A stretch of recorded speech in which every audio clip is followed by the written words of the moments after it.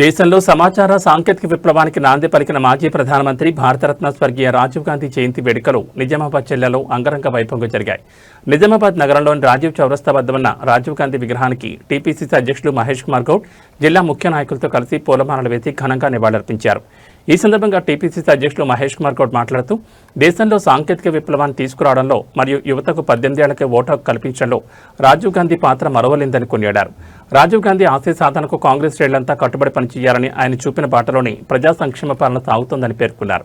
ఈ కార్యక్రమంలో నిజామాబాద్ జిల్లాకు చెందిన పలువురు ప్రజాప్రతినిధులు, కాంగ్రెస్ పార్టీ సీనియర్ నాయకులు, స్థానిక ప్రజాప్రతినిధులు మరియు కార్యకర్తలు పెద్ద సంఖ్యలో పాల్గొన్నారు. రాజీవ్ గాంధీ అమర్ రహే అంటూ చేసిన నినాదాలతో రాజీవ్ చౌరస్తా ప్రాంగణం హోరెత్తింది.